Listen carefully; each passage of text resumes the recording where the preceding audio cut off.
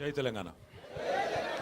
గౌరవ పెద్దలు, వేదికపైన ఆసీనులైన గౌరవనీయులైన మన పార్టీ సీనియర్ నాయకులు, అగ్రశ్రేణి నాయకత్వం మొత్తానికి, అట్లాగే గౌరవ శాసనసభ్యులు, శాసన మండలి సభ్యులు, గౌరవ రాష్ట్ర పార్టీ ప్రముఖులు, ఈరోజు తెలంగాణ భవన్లో ఒక పండుగ వాతావరణంలో నూతన సంవత్సర శుభాకాంక్షలు చెప్పడానికి వచ్చేసిన మా ఆడబిడ్డలు, అన్నాదమ్ముళ్ళు, పత్రికా మిత్రులు, అట్లాగే ఈ కార్యక్రమాన్ని మన ఈ డైరీ మరియు క్యాలెండర్ ఆవిష్కరణ కార్యక్రమాన్ని టీవీల ద్వారా వీక్షిస్తున్న తెలంగాణ రాష్ట్రంలోని అన్నదమ్ములకి, అక్క చెల్లెళ్ళకి పేరు పేరున హృదయపూర్వకంగా అందరికీ నూతన సంవత్సర శుభాకాంక్షలు ముందుగా నేను తెలియజేస్తా ఉన్నాను.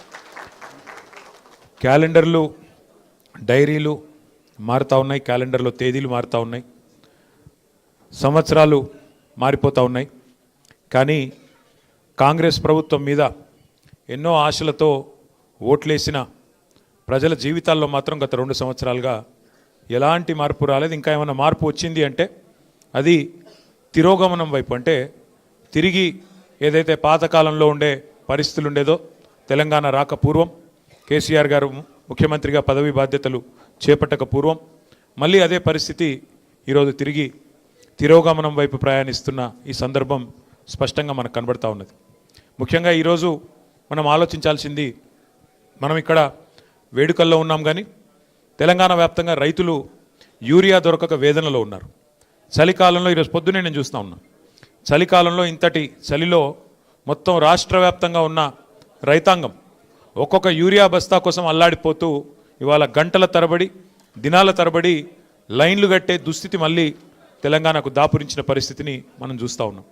అయితే నా ప్రార్థన మీ అందరితో, మనందరితో, మనకు పోరాటం కొత్త కాదు.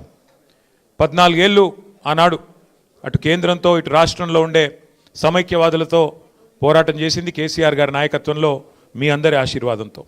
అట్లాగే 10 ఏళ్ళు మరి తెలంగాణ రాష్ట్రం ఏర్పడ్డ తర్వాత మీ అందరి కష్టంతో, మీ అందరి దయతో కేసీఆర్ గారు ముఖ్యమంత్రిగా పదవి బాధ్యతలు చేపట్టిన తర్వాత 10 ఏళ్ల తెలంగాణ మీద కేసీఆర్ గారి ప్రగతి సంతకం చిరస్మరణీయమైనది.